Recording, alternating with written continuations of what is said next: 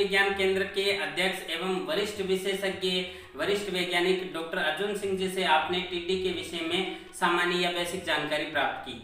अब हम इस विषय वस्तु पर जो विशेषज्ञ हैं उनसे आपकी मुलाकात करवाते हैं। हमारे साथ मौजूद हैं डॉक्टर ममता चौधरी, जो विषय वस्तु विशेषज्ञ है पौध संरक्षण में। मैम, आपका बहुत बहुत स्वागत है न्यूज़ 21 राजस्थान में। बहुत बहुत धन्यवाद सर आपका। मैम, ये जो टिड्डी है, जिसे हम टिड्डी अभी जिले में प्रकोप जारी है, इसे हम सामान्य भाषा में टिड्डी दल कहकर संबोधित कर रहे हैं, तो क्या आप अपनी विभागीय भाषा में भी इसे टिड्डी दल ही कहते हैं या कुछ और भी संबोधित करते हैं? जी सर, हम हमारी विभागीय भाषा में हम लोकस्ट या टिड्डी दोनों ही नाम से बोलते हैं। और किसान को बताते हैं तो हमें जैसे लोग प्रवासी खुद के, लंबी सींगों वाली प्रवासी खुद के, यही बताते हैं। ये जो टिड्डी है मैम, इसकी कौन कौन सी प्रजातियां होती हैं, या जो अभी हमारे यहाँ पर टिड्डी का प्रकोप है, ये कौन से प्रकार की प्रजाति है? जी सर, देखो यहाँ पे भारत में वैसे 3 प्रकार की प्रजातियाँ पाई जाती है, लेकिन जो दो प्रजातियाँ हैं वो नियंत्रण पे है। लेकिन ये जो डेजर्ट लोकस्ट बोलते हैं वो अभी नियंत्रण में नहीं आ पाई है और बहुत नुकसान पहुंचा रही है। ये जो अभी टिड्डी का प्रकोप चल रहा है, ये जो विशेष टिड्डी हमारे यहाँ पर जिले में प्रवेश कर गई है, ये किस प्रकार की होती है टिड्डी, या यूँ कह सकते हैं कि इसकी अनुकूलतम क्या वातावरण होता है, किस वातावरण में पाई जाती है? देखो, ये राजस्थान में ये मई, जून और जुलाई के टाइम आती है, और ये वर्षा ऋतु में इसका अनुकूलतम तापमान ज़्यादा होता है। मैं इसका जीवन चक्र की बात करूँ, इसकी 3 अवस्थाएं होती है: अंडे, शिशु और प्रौढ़। जो शिशु और प्रौढ़ है वो बहुत नुकसान पहुंचाते हैं, दोनों ही नुकसान पहुंचाते हैं। जैसे अंडे देती है, इसके अंडे जैसे चावल की तरह नारंगी पीले कलर के होते हैं। अनुकूलतम तापमान मिल जाएगा, नमी अधिक होगी, अधिक नमी में जल्दी हैच हो जाते हैं, और 30 दिन के अंदर में ये शिशु बाहर आ जाते हैं। और शिशु से प्रौढ़ में जाने में इनकी 5 अवस्थाएं होती है। जो फर्स्ट और सेकंड अवस्था होती है वो नुकसान नहीं पहुंचाती, वो मतलब एक जगह से दूसरी जाने में सक्षम नहीं होती है। तो अपन नियंत्रण उस टाइम ज़्यादा से ज़्यादा कंट्रोल कर सकते हैं उसका। और ये जब 5वीं या 6ठी अवस्था में चली जाती है, तब इनका जब 4 अवस्थाएं होती है, इनका कलर काला कलर होता है, और जब ये 5वीं या 6ठी अवस्था में चली जाती है, इनका गुलाबी कलर होता है, वो कोमल शरीर वाली होती है। जब ये इस टाइम में ये मैच्योर नहीं होती, और जब ये मैच्योर अवस्था में चली जाती है, तब इनका कलर पीला हो जाता है और ये प्रजनन के लायक हो जाती है, जो मतलब उड़ान भरती है और ग्रुप में रहना पसंद करती है उस टाइम। इसका मतलब ये है मैम कि अगर ये पीले कलर की है तो ये बिल्कुल वयस्क अवस्था में है, और ये प्रजनन भी कर सकती है, अपनी संख्या में वृद्धि भी कर सकती है। परंतु अभी जो जिले में हम देख रहे हैं वो गुलाबी कलर की, इसका मतलब है कि वो अभी जनन नहीं कर सकती। उसे अगर हम नियंत्रित करें तो वो वहीं खत्म हो जाएगी, नए बच्चे इससे पैदा नहीं होंगे। उस टाइम अगर अपन कंट्रोल कर सके तो आराम से हो सकती है। वो अभी डैमेजिंग अवस्था ही है, वो प्रजनन अवस्था नहीं है। जब प्रजनन अवस्था में वो पीले कलर की होगी, उस टाइम अपन सोच लेना चाहिए कि अंडे देना शुरू कर देगी। इसका मैम जीवन काल कितना होता है, कितनी लाइफ लॉन्ग ये जीती है? जब ये इनका अनुकूलतम वातावरण मिल जाता है, फेवरेबल कंडीशन, तो ये अपना जीवन काल 65 से 70 दिन में कंप्लीट कर लेती है। और जब इनको प्रतिकूल वातावरण में होती है, तब ये मतलब इनका जो जीवन चक्र है वो बहुत लंबा, जैसे 6 महीने तक भी चला जाता है। तो इनके नियंत्रण के लिए जो छिड़काव किए जाते हैं वो विशेषतः कौन कौन से रसायन होते हैं? इसके नियंत्रण के लिए जैसे मेलाथियान है 96% इसी, तो ये है जो कृषि विभाग भी अवेलेबल है। जैसे अपन यहाँ दुकानों से खाद बीज डीलर से लेना चाहते हैं, वो नहीं मिल सकता। आज हम किसान चर्चा के लिए आप पहुंचे हैं कृषि विज्ञान केंद्र मूलासर। इसी तरीके का एक कृषि विज्ञान केंद्र नागौर के पास अठियासन में है, और ये यहाँ का जो कृषि विज्ञान केंद्र है, इस पे अपन जानते हैं दीदी से कि वो किस पद पर कार्यरत है और किस तरीके से किसानों के लिए वो यहाँ पे दिन रात एकजुट करके काम कर रही है। मैं सुमित्रा बंबोरिया यहाँ कृषि विज्ञान केंद्र मौलासर में वस्तु विषय विशेषज्ञ सस्य विज्ञान के पद पर कार्यरत हूँ। और आज मैं यहाँ अपने किसान भाइयों को इस वर्मी कंपोस्ट यूनिट और एजोला यूनिट के बारे में बताना चाहूँगी कि हम वर्मी कंपोस्ट कैसे तैयार करें, कैसे उसका प्रयोग करना है, क्या क्या सावधानियाँ रखनी है, और साथ में हमें एजोला कैसे बना सकते हैं, कैसे उसको पशुओं को खिला सकते हैं, और क्या क्या सावधानियाँ हमें रखनी चाहिए।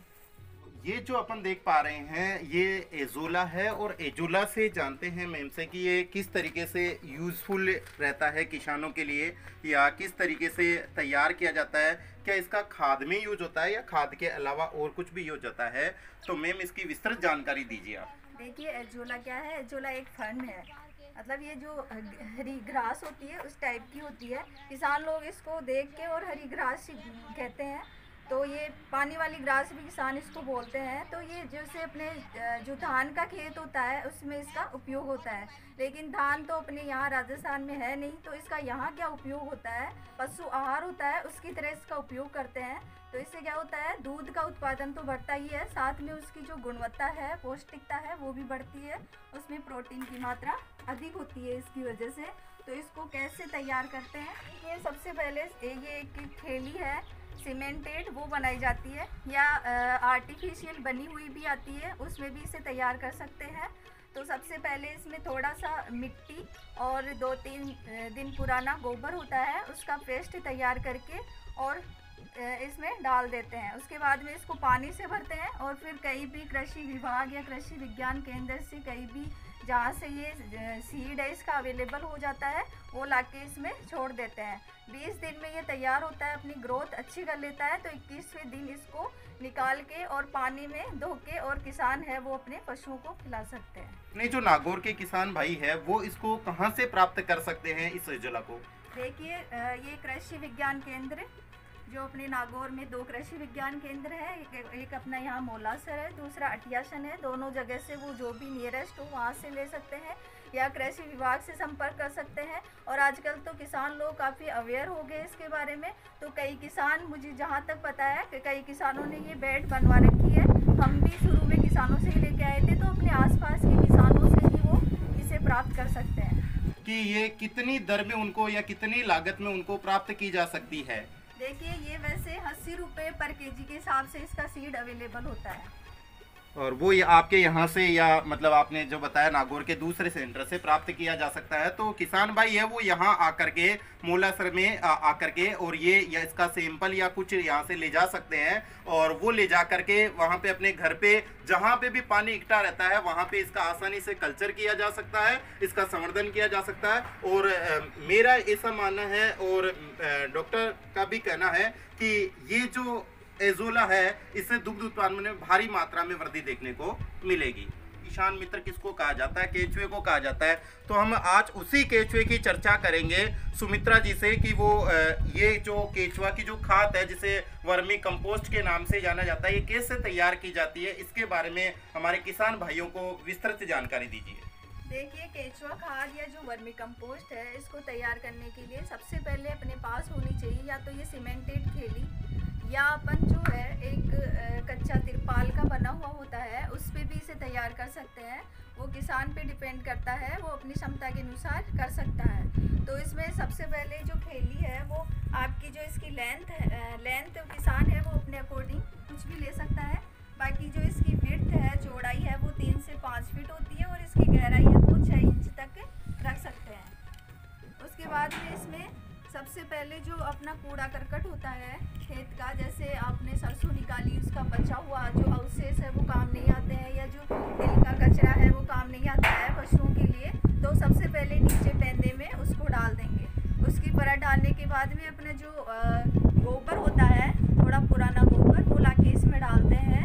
फिर इसमें थोड़ी नमी का ध्यान रखना पड़ता है, इसको थोड़ा मॉइस्चराइज करते हैं। बाद में इसमें केंचुए छोड़ देते हैं। अब केंचुए हैं, इनको एक तो जो तापमान है वो 25 से 30 डिग्री होना चाहिए, इससे ज़्यादा पे ये डैमेज हो जाएंगे। और साथ में जो मॉइस्चर है उसका भी, मतलब नमी है उसका भी ध्यान रखना पड़ता है। अगर ज़्यादा मॉइस्चर है तो भी इनको नुकसान हो सकता है और अगर ज़्यादा ड्राई हो जाता है तो भी ये मर सकते हैं। और इनको अंधेरा पसंद होता है, इसलिए इनको बोरी से या जो जूट है इससे ढक दिया जाता है। बाद में 2-3 दिन से गर्मियों में इसको थोड़ा नमी करते रहते हैं और जैसे ही ये मतलब 2 महीने में तो कंप्लीट तैयार हो जाती है। 1 महीना होते ही थोड़े चाय के दाने से दिखने लग जाते हैं। 2 महीने में पूरी तैयार हो जाती है तो इसको फिर निकाला जाता है। कैसे? इसमें अब नमी है वो नमी को बंद कर देंगे, अपन पानी देना इसमें बंद कर देते हैं ताकि जो केंचुए हैं वो नीचे चले जाए। जैसे ऊपर से सूखना स्टार्ट होगी तो केंचुए नीचे चले जाते हैं।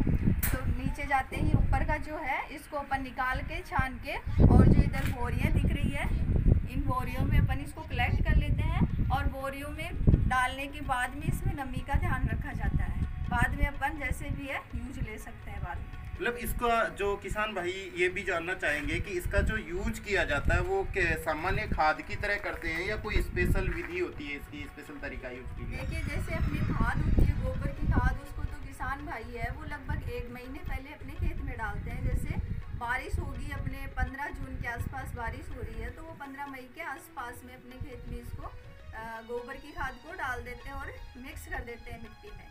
लेकिन जो केंचुआ खाद होती है ये क्या है, उससे भी अच्छी खाद होती है। गोबर की खाद है इतनी डिकम्पोज यानी इतनी सड़ी गली नहीं होती है, जबकि ये अच्छे से पूरी सड़ी गली खाद है और तुरंत पौधों को मिल जाती है। इसलिए इसको आपको बुआई से तुरंत पहले डालना होता है और डाल के और उसको मिट्टी में मिलाना जरूरी होता है। ज़मीन में थोड़ी नमी होनी चाहिए ताकि जैसे ही आप डाल के और मिट्टी में मिलाओगे तो ये अच्छे से मिक्स हो जाएगी और जैसे ही बुआई करोगे पौधों को इसमें जो पोषक तत्व है वो मिलना स्टार्ट हो जाएंगे। का मतलब क्या दर रहती है, इसको कहाँ से वो प्राप्त कर सकते हैं? देखिए ये 8 से 10 टन प्रति हेक्टेयर, यानी अपने यहाँ का नागौर का 6.25 बीघा है 1 हेक्टेयर में, तो 8 से 10 टन डाली जाती है। जबकि गोबर की खाद है वो उससे ज़्यादा डालते हैं 15-20 टन तक, क्योंकि इसमें पोषक तत्व उससे ज़्यादा होते हैं इसलिए ये कम डाली जाती है। अब बात रही किसान भाइयों की, तो किसान भाई से जो केंचुए हैं उनको कहाँ से प्राप्त कर सकते हैं, वही अपने कृषि विज्ञान केंद्र मौलासर या अठियासन से दोनों जगह उनको अवेलेबल हो जाएंगे और कृषि विभाग वाले भी ये अवेलेबल करवा सकते हैं। और बाकी जो कुछ प्रोग्रेसिव अच्छे किसान हैं, कई किसानों ने ये बना रखी है तो उनसे भी उनको मिल सकती है। इसकी कोई विशेष लागत है क्या? जैसे मान लो किसान भाई इसे मतलब प्राप्त करना चाहें तो उनको क्या दर चुकानी पड़ेगी या कितने पैसे में उसको खरीद सकते हैं? देखो फिलहाल अपने यहाँ तो यूनिवर्सिटी ने कोई दर फिक्स नहीं की है, लेकिन जैसे किसान लोग हैं उन्होंने कृषि विभाग वालों से कुछ PKVY के तहत केंचुए खरीदे थे तो वो 300 रुपये में 5 किलो उनको केंचुए मिले थे। अब जैसे इतना कुछ जानने के बाद में किसान भाई ये जानना जरूर चाहेंगे कि इस खाद को देते हुए केंचुओं को अलग किया जाता है या केंचुए सहित ही मतलब इसको डाल दिया जाता है? देखिए जैसे ये पूरी तैयार होती है तो केंचुओं को मैंने बताया कि पानी देना इसमें बंद कर देंगे तो केंचुए नीचे चले जाएंगे, तो अपने जो खाद है वो रह जाएगी, उसको बोरियों में भर लेंगे। तो मतलब केंचुओं को तो अपन फिर से दूसरी क्यारी तैयार करेंगे और केंचुए उसमें भर देंगे और बाकी जो खाद है वो अपन काम में ले लेंगे, तो केंचुओं को नहीं लेके जाते साथ में। तो इतनी सारी जानकारी सुमित्रा दीदी से जुटा करके हमें ऐसा लग रहा है कि वाकई में जो केंचुए हैं वो फार्मर फ्रेंड कहलाने लायक है और इन केंचुए की जो खाद है वो इतनी गुणवत्तापूर्ण है कि सामान्य खाद की तुलना में काफ़ी ज़्यादा उत्पादन किसान भाई प्राप्त कर सकते हैं। इसकी अभी तक यहाँ पे कोई विशेष लागत भी नहीं है, तो किसान भाई यहाँ आकर के मौलासर में आकर के और यहाँ से भी कलेक्ट कर सकते हैं। जो नागौर के पास है मेरे किसान भाई वो वहाँ से प्राप्त कर सकते हैं और यहाँ आकर के जो खरीद रहे हैं तो इसकी कोई विशेष लागत नहीं है, तो आप लोग आसानी से यहाँ से जुटा सकते हैं, अपनी फसल को काफ़ी ज़्यादा गुना उत्पादन क्षमता वाली बना सकते हैं।